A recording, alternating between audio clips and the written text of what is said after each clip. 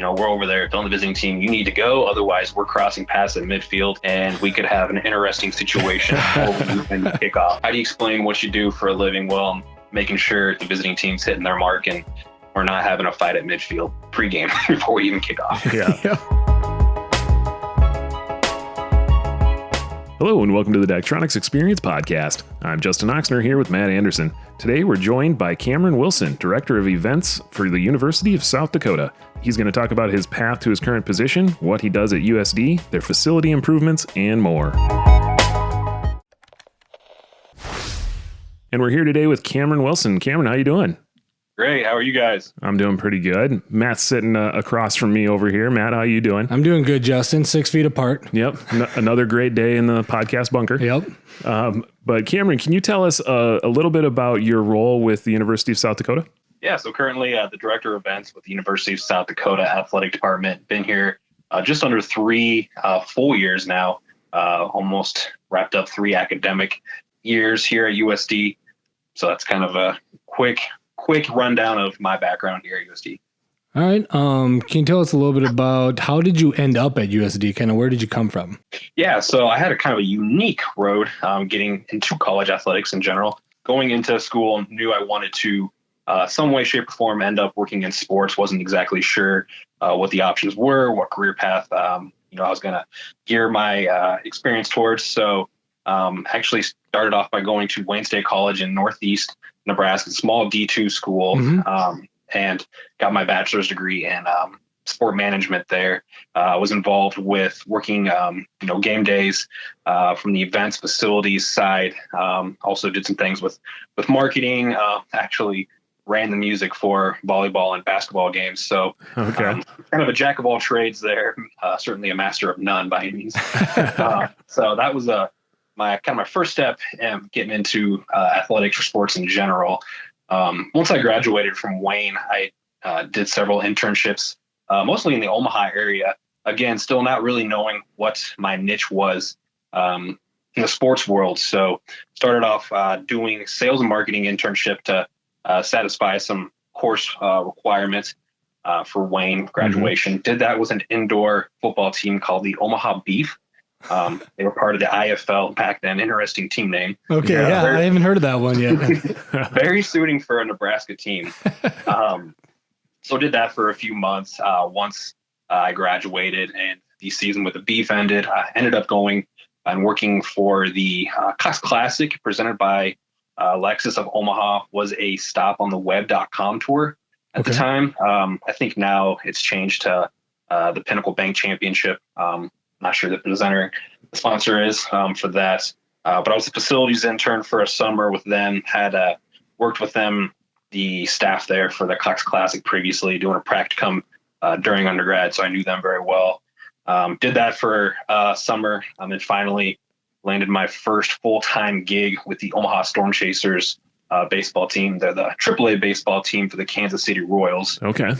We've heard of them. Yep. Yep.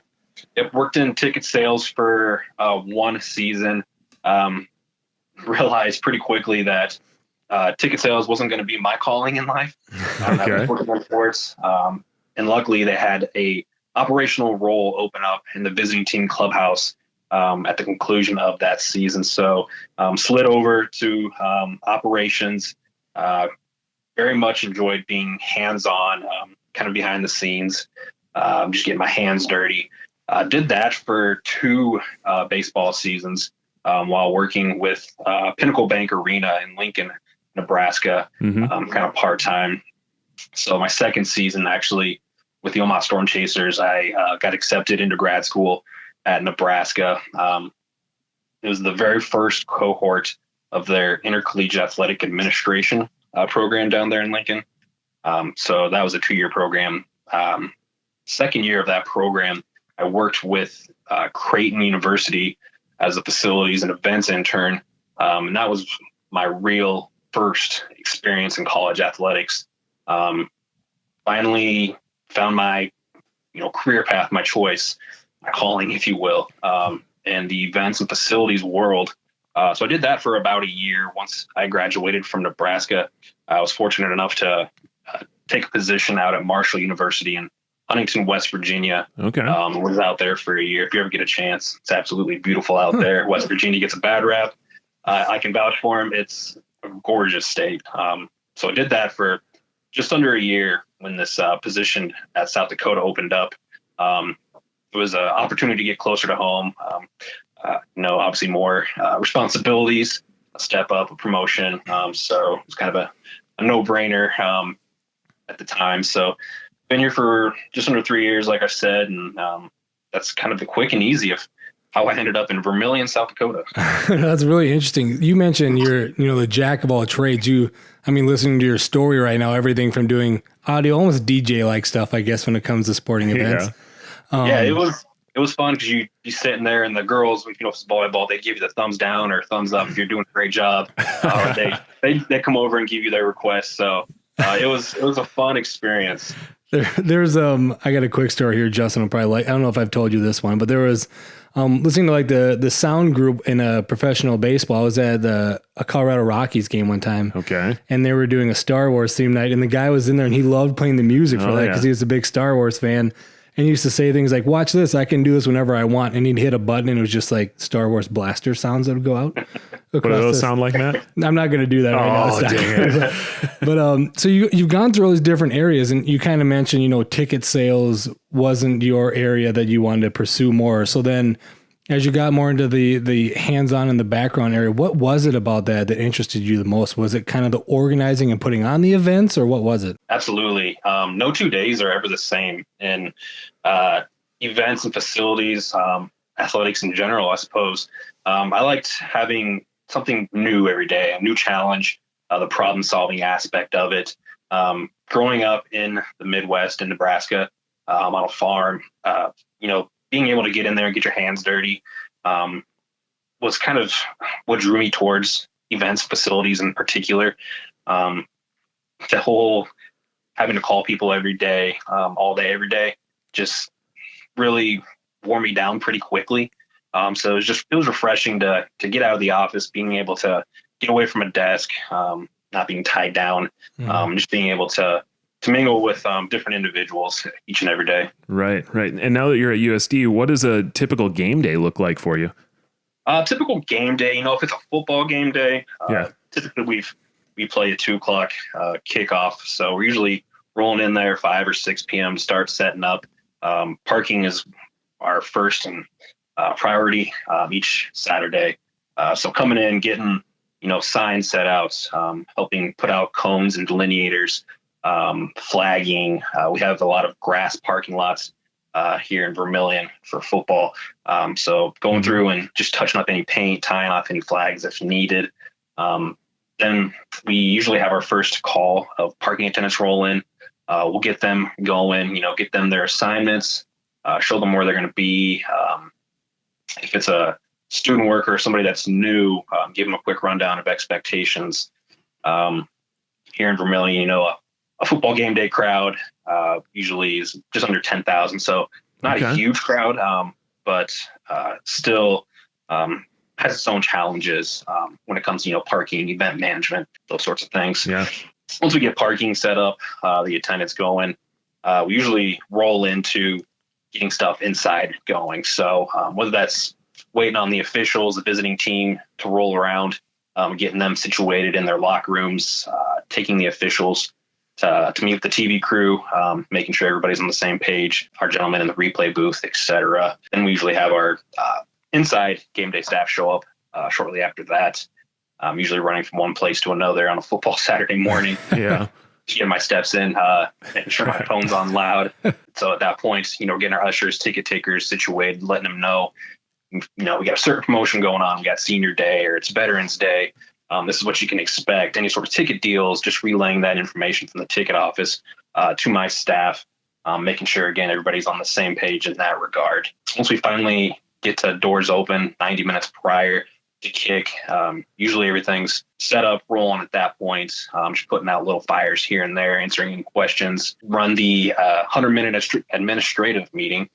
So we'll get the home director of football operations, visiting director of football operations, the white hat official, our scoreboard crew, University Police Department, anybody that needs to be present, we have a quick, usually doesn't take more than 5 or 10 minutes meeting pregame just to cover anything that might be out of the ordinary. Again, if it's senior day, is anybody going to be bringing a ball out for introductions for the coin flips? Does anybody in particular need deities? Going to be flipping the coin, those types of things. Mm-hmm. Football is obviously way more hectic than any of our other sports. Volleyball, again, getting the parking going, ushers, ticket takers, making sure visiting teams, officials are all situated. Just kind of a quick rundown over my game day duties. Again, basketball, soccer, very similar in that regard. Basketball has a little bit more. Again, we have an officials meeting pregame, about 45 minutes before tip, just to go over any details, make sure everybody's on the same page. Basketball, every year there's some sort of rule change that we gotta address, and just making sure that's fresh on everybody's mind each and every game. It'd be great if we could have the exact same rules for men's and women's basketball. That would make my life easier, the table crew's life easier. That would just make too much sense. So that's kind of a quick rundown of what a game day looks for me.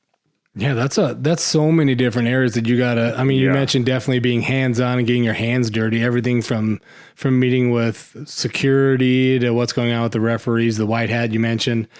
So like your title though, right, as the director of events for University of South Dakota. If we take kind of a step back or a higher level view, what is your overall responsibilities? Do you still work with the ticket sales people, the athletic directors, kind of like how does it all work together? Yeah. So I'd like to think of the events, facilities, operations department kind of as the glue that brings everybody together. So very involved working with the ticket office, our marketing department, even different entities on campus, campus police, campus safety, our grounds and facility management on a game day basis. If it's a November through, even April in South Dakota, you can get snow at any given time. So making sure if there's snow in the forecast that, campus is prepared, our facility staff is prepared to get snow moved, get parking lots cleared for our patrons attending the game, just to try to provide the best experience possible. So very involved working with different groups. Like I said, I feel like we are the glue that kind of brings everything together. My parents asked me, to explain what I do for my job. And it's almost impossible to give them an exact response. Every day is different. Every hour is different. Some of the calls we get on a game day or just, the day-to-day operations. It's kind of hard to put that into words and explain what exactly I do for a living sometimes. You're trying to sum it up right now, and it still seems like a lot. I would say it sounds like everything surrounding an event. Like if you go to a sporting event, there's probably a lot of things going on that you don't think about. Like, somebody's got to coordinate the parking and where everybody's going to go. Somebody's got to coordinate to have all the ticket takers and sellers there ready to do their job and get everything organized. You always see people coming out for the coin flip and for honoring during this quarter break and things like that. Somebody's got to organize all that. And we've talked to event producers before, and our event producers talk about their script, their game day script. They run that down, but that's always inside the bowl. And you're talking about almost everything else that surrounds the an whole event. Facility, yeah, just everything else. And just building off from that, one of the things that jumps out to me at the moment is, working with that script. For football in particular, our field, our entrance, I should say, is a little unique. The visiting team and home team cross paths right at midfield. So our marketing team does a great job of building the scripts down to the second. So as soon as we hit that second, that tick, we're over there telling the visiting team, you need to go. Otherwise, we're crossing paths at midfield and we could have an interesting situation when you kick off. Right. So again, one of those things, how do you explain what you do for a living? Well, making sure the visiting team's hitting their mark and we're not having a fight at midfield pregame before we even kick off. Yeah. And then I got to imagine it even varies, right? Because you're talking about how football is different than the other sports. And then you even have, your homecoming D-Days down there. So or Dakota Days. As soon as you have that, it's a whole nother level too, even, right? Because you probably have a lot more people coming in that you got to make sure and cross your T's and dot your I's a little bit more. Exactly. You get your South Dakota States, the big in-state rival, or even, the reigning champions, the North Dakota States. They always bring a big crowd. So They travel well. And I'm sure it's the same everywhere else. Some games are going to be a little bit different. Some games are going to be a little bit bigger. So just being flexible in that regard. Yeah. And you talked about football, and you mentioned a couple other sports, basketball, soccer, volleyball that you worked at even. What sports at USD are you heavily involved in? We help with the events department, particularly me, oversee game day for each and every sport, all 17 of them. So some sports obviously we're a little more heavily involved in than some others. Football, basketball, obviously are the giants. So we spend a lot of time working on those, but even, soccer, softball, volleyball is really big down here since South Dakota now, really taken off with their success in recent years. So every sport we help oversee the game day operations for. We have a small events department. It's myself, and then have 2 GAs that we rotate every single year. We have a 1-year graduate program at USD. So every single year, as soon as I get them trained, I'm shipping them off to the next internship or full-time job. So it's just a unique challenge to South Dakota. Some of your bigger schools, just locally, like your Nebraskas, your Iowas, you're going to have a little bit larger events department to where you have that ability to kind of divvy sports out to different people, kind of give everybody a little more individualized attention. But here at South Dakota, we unfortunately aren't capable of having that staff size. So it's a gift and the curse. The gift is I have the opportunity to work with all these different sports individuals, become more well-rounded with each one. Obviously, the trade-off is it's fewer nights at home, putting more hours in the office. But that's why we go into this field. We love sports, and just thankful to have the opportunity at South Dakota and be able to still be involved in sports in some way, shape, or form. So you mentioned, though, Justin had asked you what other sports you're involved in, and I thought you had already rattled them off. But when you said 17 different sports, right, I can't help but think, that experience, and I'm not sure if maybe what you've done at the other facilities and other things in your career help you with this, but I mean, how do you 17 sports, and you talked about how, this season they may have rule changes, right? Like, how do you stay on top of that for all those different sports? Luckily, our conferences do a great job. Anytime whether it's football, the Missouri Valley Football Conference, or basketball, any other sport for that matter in the Summer League, they do a great job of relaying information, saying, hey, just want to make sure you guys are aware of this. We need to implement this change, et cetera. Like last year, we put in the 3-point line for the men, the new 3-point line. So whether it's getting the lines painted in all the practice gyms, the main courts, making sure the table crew is all on the same page. It seems like there's always some change when it comes to the shot clock or the game clock, fouls, et cetera. Just making sure everybody's on the same page. We have a great group for our table crew that has been here long before I even started. So they're really easy to work with. They're on top of it. A great group, consistent. Some of the other things that we do, even outside of the 17 sports, the outside events, whether it be the university commencements, banquets, things like that. I didn't even think about that. Those start to add up as well. So even outside of those 17 sports, there's always something going on in our athletic facilities. So we stay busy. Yeah, it sounds like it. I mean, 17 sports, that's got to keep you busy anyway. I mean, even outside of those events. Yep. And obviously you're going to have a little more involvement when it comes to football or basketball than say, your cross countries, your triathlons, sports like that, where you're leaning very heavily on the coaches, at least in my position, just leaning heavily on the coaches just to help bridge that gap. I'm not an expert in triathlon by any stretch of the imagination, but it's very much a family atmosphere here at South Dakota. Something you may not get, at a larger institution. I've been at bigger schools where I didn't know every single person in the athletic department. Funny story. I worked with somebody at Marshall University that I had never met, never knew. Got to South Dakota. He got here a couple months after me. Found out he worked with me at Marshall and had no idea who he was. Oh, wow. Oh, man. And the beauty of South Dakota is, every single person in the athletic department, people on campus. It's just a very personable community. So I'm thankful very thankful for that. I was curious, what was the biggest change between, like working out there in Marshall and then at University of South Dakota? I think you just hit that on the head. Absolutely. And like I said, I previously talked about it, just having the ability to be involved in all sports here at South Dakota, whereas Marshall, my sports were men's and women's soccer and baseball. Oh, I was involved in football and basketball, just as an assistant, just an additional helper. But as far as leading game day operations, get the full 17 sports here at South Dakota. Nice. And in the recent years, it sounds like USD has done some renovations and additions to campus. Can you explain a little bit about what you guys have renovated and added?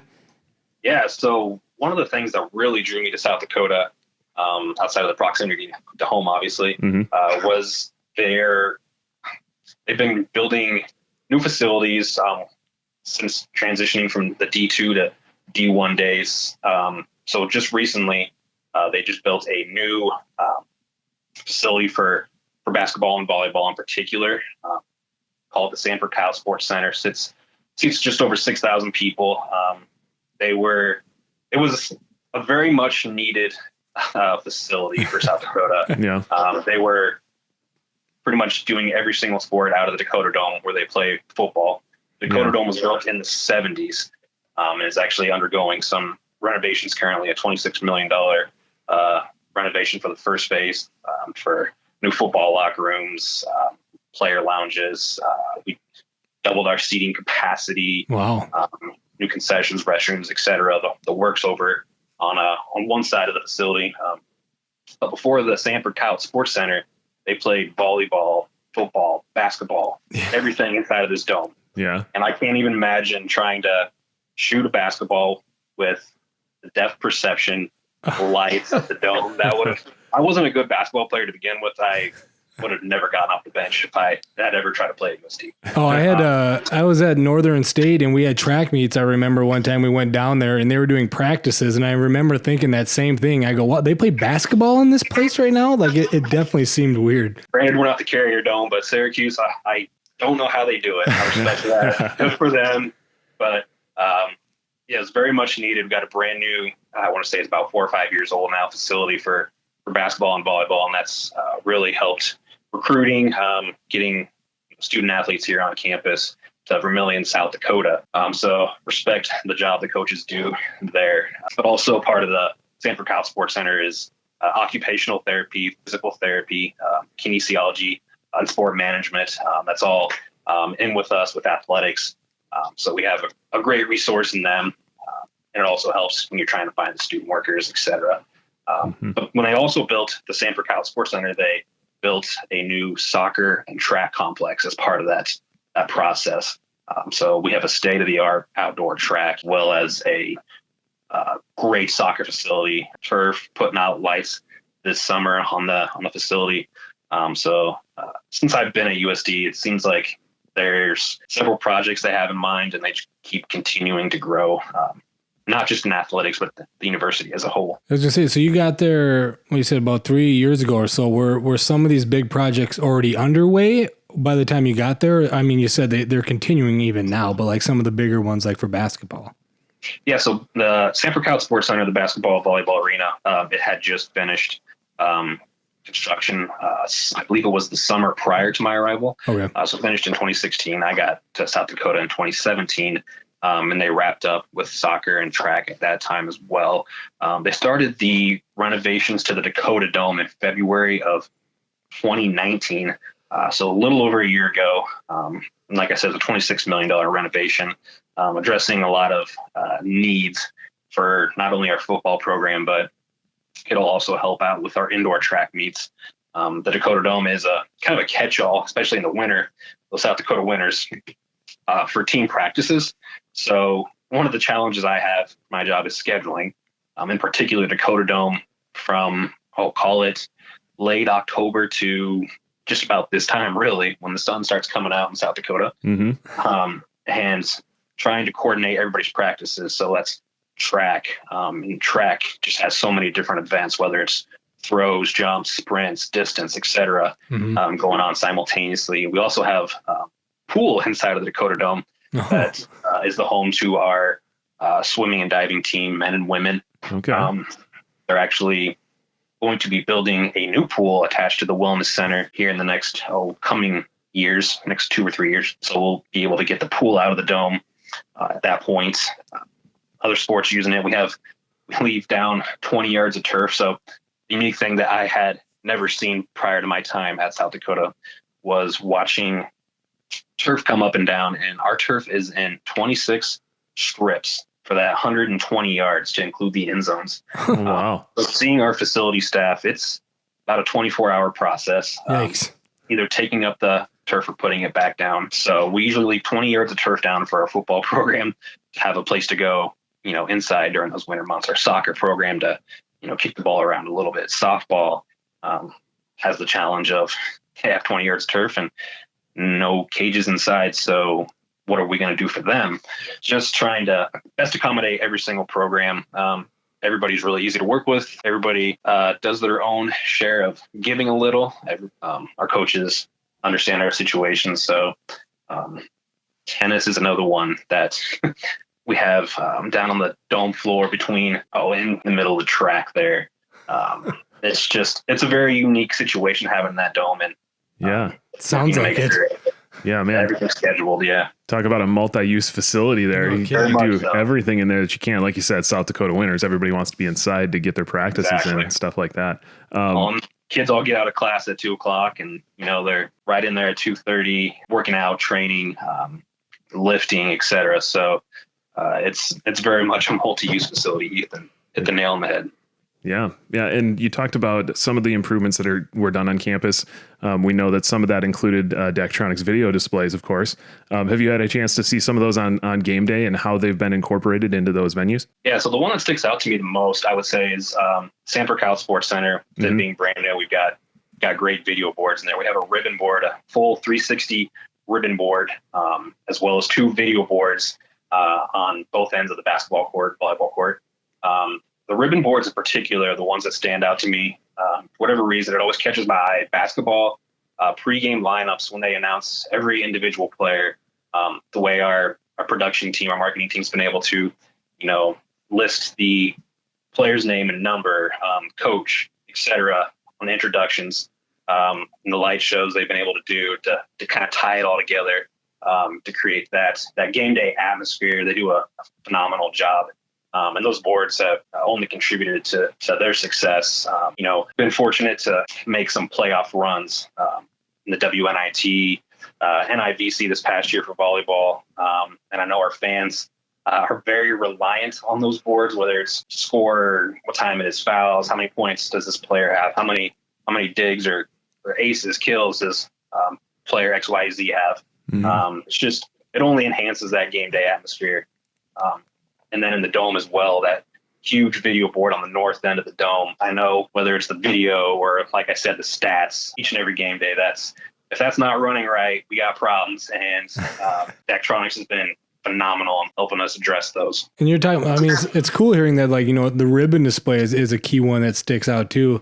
And you getting there kind of right as that was being installed and stuff. Do you hear a lot of, get a lot of feedback from people about how it is different from what they had, just the overall experience of the game? Yeah. So just from being at other places, other universities, and kind of comparing what products they had, or what video boards they used, we're very blessed at South Dakota to have such a great product, great video board for that game day atmosphere. If we got our team practicing, not even game days, just practice, the teams are using those video boards, whether it's just to keep track of score, keep track of time. They're a daily use item. And we didn't, even at, Marshall, they just recently upgraded they just got a brand new center hung. But before they had that, their video boards, I would say, they weren't on par with what we have here at USD. Now they've obviously upgraded, so it's the battle of who can have the best facilities. So that's where you guys come in. So okay, yeah. And for those game day productions, do you find yourself able to sneak into the control room and see how things are running in there? Or can you give us a little bit of behind the scenes on how that works for you guys? Yeah, I'll do my best. I try to steer clear of the of the production rooms. I don't want to touch anything and mess anything up for those guys. They do a phenomenal job. We have a very nice control room, Midco production booth, and from there they can control, streams from soccer, from track, which are, a couple blocks away. It also controls the Dakota Dome video board, which is an adjacent facility to the Sanford Cout Sports Center, and then obviously controls all the video boards in Sanford Cout Sports Center. Our production team does a great job of putting on a show from that location. That's about as much involvement as I have with the production team, to be completely frank. I don't want to. I try not to mess anything up. Try to steer clear of things that I could touch and break. So if I ask you about uncompressed AVIs and stuff like that, you can't answer that one. That's a foreign language to me. I only hear it in casual conversation. But I was just, so you meant it's a single control room setup you have, huh? So I've heard that of a couple different colleges. So you have one main control room then that goes out to the other facilities. Is that right? Exactly. So soccer and track, like I said, they're at least a few blocks away. And then the Dakota Dome is just adjacent. It's attached to the Sanford Cout Sports Center, but the runs that they made for that cabling, I can't imagine how long those cables are. But yeah, just one central location. It's extremely convenient for our team. So I have to know, you've been to a few different areas in your history of different events and things like that. Are there any events that just kind of stick out in your mind that you've experienced since being at USD? Football is kind of the bread and butter, not just for USD, but for the country as a whole. So football production, the team, our marketing team, production team, they spend a better part of their week in the fall, not only creating, but helping to just kind of educate everybody as far as what time they're going to be doing what on their pregame countdown, getting the fans involved, for football, whether it's the third down howl, using the video board as a display, not just for stats or for replay, graphics, getting those up on the board, letting them know, hey, it's third down, time to hear your coyote howl, things like that. Yeah. They've done a great job of utilizing those video boards on a game day. And football game days are definitely our biggest events, most attended. So that would probably be the number one item that sticks out to me. Nice. Do you have any fun stories? Like, is there one where something crazy happened, a close game? I mean, in any of the different, it can be USD or the other ones. We're always kind of curious if there's some kind of really cool sports story that happened in your experience. Oh boy. Oh, or there's just too many maybe to be able to pick one. There's too many. I would say I apologize to any Omaha fans out there. But women's basketball, I had never seen this before, not only in person, but on TV. Our women's basketball team, they're phenomenal. They do a great job. They actually held Omaha to 0 points in the first quarter of a women's basketball game. Wow. I looked up at the scoreboard. It was 28-0 at the end of the first period there. And I had never seen anything like that. That's a football score. Exactly. It's like, are we playing basketball? Is this right? Just double checking the scores. Yeah, we're good. Okay. Wow. So. Kind of leading to that. Is there any other experience from working on your aspect of what it's like that really sticks out in your mind that you enjoy, other than just the events that you've participated in? Yeah, absolutely. Just working in athletics, it's very much a family atmosphere. So especially in Vermilion, not only do you get to know, different people from the athletic department, different departments within the athletic department, across campus, whether it's university police department, campus marketing, facilities, grounds, etc., all the way down to the student athletes, getting to know them just on a personal level. It's probably my favorite part about working in athletics as a whole. It's very much a family. It's your second family. You spend so much time each and every day, even weekends, nights, working with them, that you're away from your actual family. So it's nice to have that second family. And like I said, no 2 days are the same working in college athletics. One day I'm, trying to get parking ready for football, and the next you're putting out another little fire over at soccer. And, the next day you've got a volleyball match. So it definitely keeps you on your toes, keeps it fresh. I'd say there's always those crossover moments, right, between like fall sports and winter sports, where you could have 1 week that has pretty much every sport in action on campus. And I can't imagine what it's like, but I can imagine that for you, that's one of those, like you said, long days, long nights, and you're pretty much always on campus during those circumstances. Absolutely. unfortunately, with the whole coronavirus ordeal going on, was forced to shut down for the spring. We were to have a very busy weekend, the first weekend of April. We had a tennis duel scheduled as well as a track meet. Mm-hmm. Our softball had a series that weekend. And then we also had another outside event scheduled for the Sanford Crowd Sports Center, all concurrently. We also had a spring soccer game going on right next door to track and softball. Wow. So just weekends like that, you're going to get days where you have the overlap, but you get days like that where it's like we planned everything for one day and I'm going to live here from 6 a.m. to 8 p.m. But it's going to fly by and it's not going to be dull. That's for sure.